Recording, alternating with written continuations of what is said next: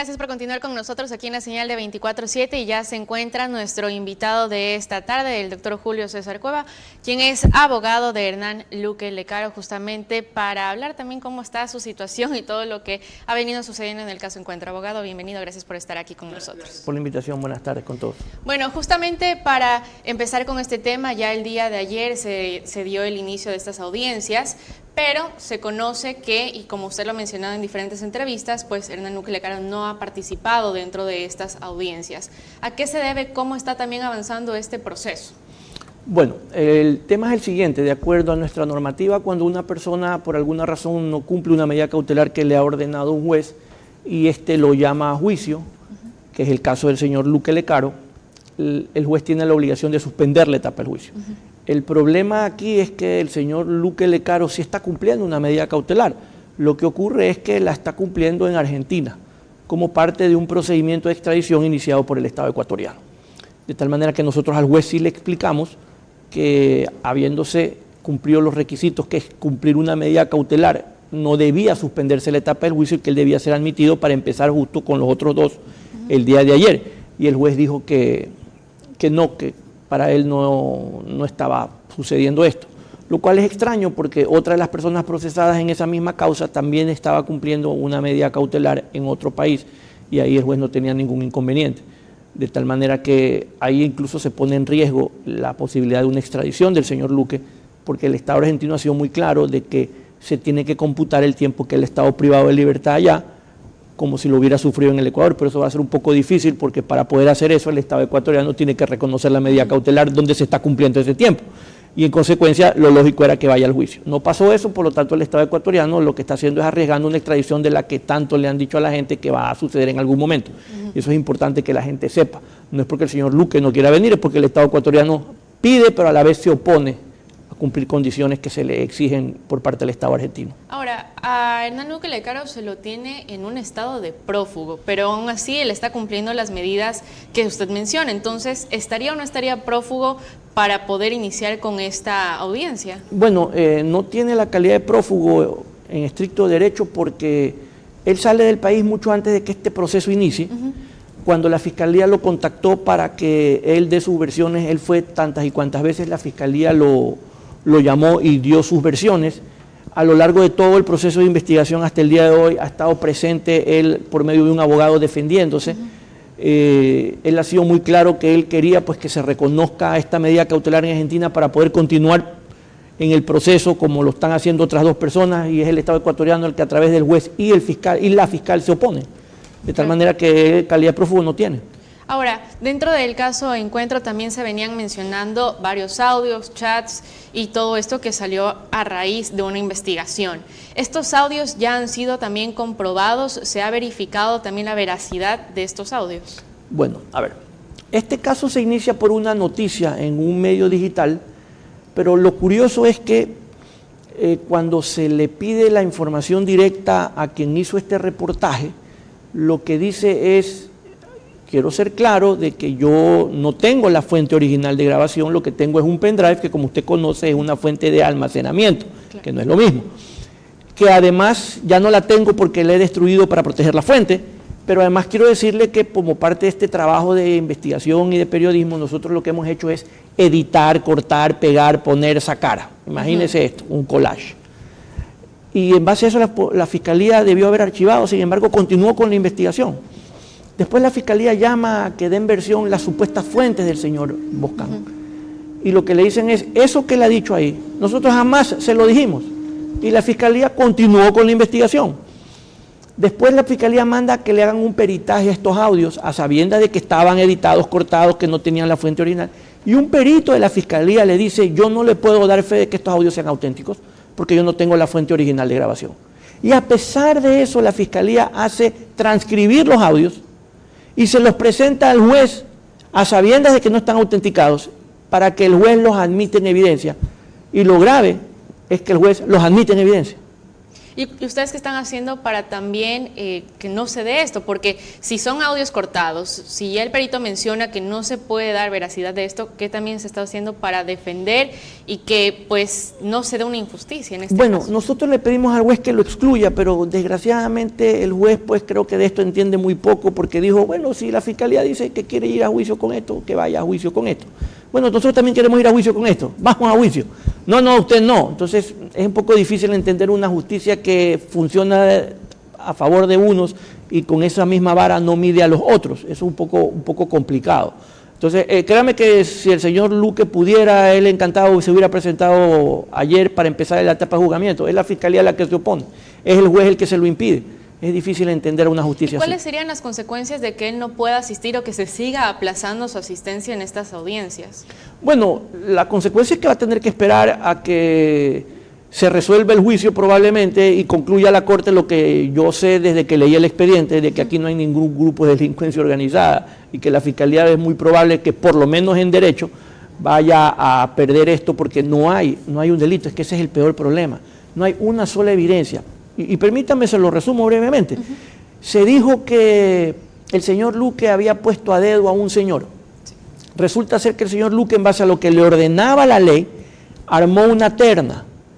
Esas 3 personas pasaron por un procedimiento largo conforme un reglamento. Ese reglamento, ¿verdad?, simplemente estaba vigente desde el año 2018, desde la época de un presidente de la República anterior. Y durante todo ese procedimiento intervinieron una serie de personas. La Fiscalía nunca los llamó a preguntar si el señor Luque los había llamado, amenazado, mensajeado, telefoneado, visitado, enviado un correo para decirle o darle alguna instrucción. Nunca, no les interesaba saber la verdad. No intervino de ninguna manera. Después había que hacer una entrevista, le correspondía al señor Luque. El señor Luque delegó a alguien, nunca entrevistó a esta persona. Y finalmente fue a un directorio de 3 personas que de manera unánime escogieron a este ciudadano. Lo que tampoco la Fiscalía le dice a la ciudadanía es que no están obligados a escoger al primero, podían haber escogido al segundo, al tercero, como ocurre con todas las ternas en este país. Pero la pregunta más importante es, si 3 personas tomaron al unísono, por así decirlo, la misma decisión, ¿por qué solo está procesada una? Claro. Ahora, acusan a este señor que supuestamente es el beneficiario, entre comillas, de la dirección del señor Luque, de haber dirigido unos contratos para beneficiar a unos proveedores. Bueno, resulta ser que él no firmó ningún contrato, porque no le correspondía, porque le correspondía a otras personas, y resulta ser que nunca le preguntaron a esas otras personas si el señor Luque o este señor de alguna manera los incidieron, los amenazaron, les mandaron un correo, los fueron a visitar. Y lo peor de todo es que los que sí firmaron, en ninguna parte del proceso aparecen. Entonces la pregunta es, yo hago algo, pero la culpable es usted. ¿Verdad? Los dos tomamos una decisión, pero solo me procesan a mí. Eso es lo que tiene la Fiscalía. La Fiscalía tiene 2 casos de encuentro. El uno que es la gran mentira que le ha contado a la gente para presionar a la opinión pública, para que a su vez presione a los jueces, porque así es como obtiene muchas veces los resultados. Y el verdadero caso de encuentro que tiene casi 500 cuerpos, que quien lo lee llega a la misma conclusión que yo. No hay ningún tipo de organización. Si estamos hablando de organización, estamos hablando de delincuencia organizada. La Fiscalía, pregúntele a la Fiscalía dónde se reunían, cuándo se reunían, cómo se comunicaban, en qué momento, si tienen algo que demuestre que de alguna forma se organizaron, cómo se organizaron. Pero eso nunca lo han podido decir. Entonces yo pregunto, ¿de qué clase de investigación podemos hablar? No hay manera de que ellos puedan decir que hay un grupo, simplemente se les ocurrió. Pero lo peor de todo es que una semana después, usted lo habrá escuchado hace unas 3 semanas, salieron a decir que de esa misma información han descubierto que la plata se la llevaban en el paracetamol de los hospitales. Pero si la tenían desde el principio, ¿por qué no lo dijeron desde el principio? Entonces no investigaron bien. Pregúntenles qué han hecho al respecto. Me imagino que este caso, si es que algún día aparece a la luz pública, lo han de llamar el reencuentro. En todo caso, lo que le puedo decir es que aquí no hay ninguna delincuencia organizada. Ahora, yo escuchaba en entrevistas que usted ha dado a diferentes medios de comunicación y algo que me llamó mucho la atención fue justamente esto, que el caso Encuentro se juntó con el caso León de Troya, pero que a la final no se dio tampoco. O sea, son 2 casos diferentes que usted no comparte que estén unificados, ¿no? Bueno, es que lo curioso es que, a ver, por eso le digo que hay 2 casos de encuentro. Uno el que le dijeron a la ciudadanía, porque eso se lo dijeron a la ciudadanía. Hemos unificado el caso Encuentro con el León de Troya. Entonces, claro, la gente dijo, no puede ser. Pero resulta ser que cuando vamos a la audiencia y nosotros reclamamos de que hay un oficio que dice que se unifican los 2 casos, pero que no encontramos la documentación del otro caso para poderla revisar, nos dice la Fiscalía, no, es que sí, bueno, es que sí se mandó el oficio, pero es que la verdad es que nunca los acumulamos. Ustedes no les dieron a decir a la gente que nunca lo habían acumulado, ustedes le vendieron a la gente la idea de que se habían acumulado y de que por esto poco y más, casi que un gobierno entero estaba involucrado en un tema tan grave y delicado como el narcotráfico, y ustedes ahora nos vienen a decir en la audiencia que ustedes nunca lo unificaron. Sin embargo, llaman testigos del otro caso y dicen que han hecho seguimiento respecto del otro caso.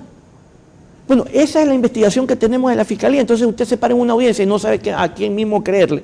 Pero en todo caso lo que le puede decir a la ciudadanía es que no están unificados.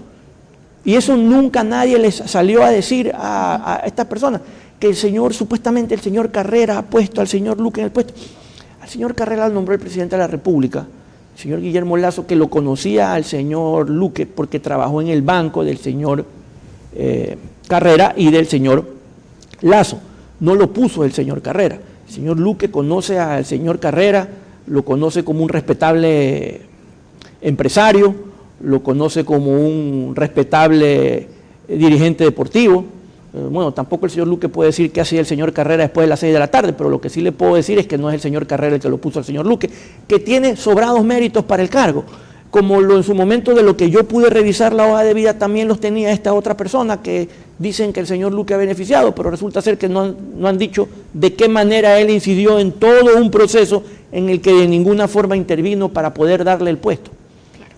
Bueno, y ya para ir también finalizando esta entrevista, doctor, ¿ustedes qué planean hacer? Porque igual, pues Hernán Luque Lecaro se encuentra en este momento en un proceso también de extradición que ha tomado meses y que todavía no se llega a una conclusión.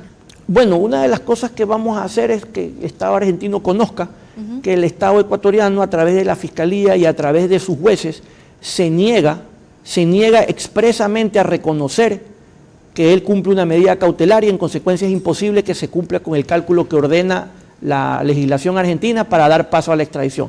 Y con eso es muy probable que el Estado argentino en la apelación de la extradición diga que el Estado ecuatoriano no cumple con convenios internacionales, no es respetuoso de sus acuerdos internacionales y que por lo tanto el Estado argentino no tiene por qué cumplir y que en consecuencia pues va a revocar probablemente la sentencia de extradición del señor Luque. Y ahí quiero ver a la Fiscalía y ahí quiero ver al juez cómo le van a explicar a la gente que algo que le ofrecieron no se va a cumplir por culpa de ellos, porque me imagino que después dirán que ellos no han sido. Yo con nombre y apellido les puedo decir quiénes son. De tal manera que vamos a esperar a ver qué va a pasar cuando el Estado argentino conozca que el Estado ecuatoriano no es cumplidor de las obligaciones internacionales que asume. Claro que sí. Bueno, doctor, le agradecemos por su tiempo. Definitivamente información muy importante que aclarar porque hay muchos puntos que no se tenían conocimiento y estaremos también al pendiente de todo lo que suceda. Le agradecemos por haber estado aquí con nosotros. Yo les agradezco a ustedes la gentileza de recibirnos. Con esta información vamos a hacer un pequeño corte y ya regresamos con más noticias para todos ustedes.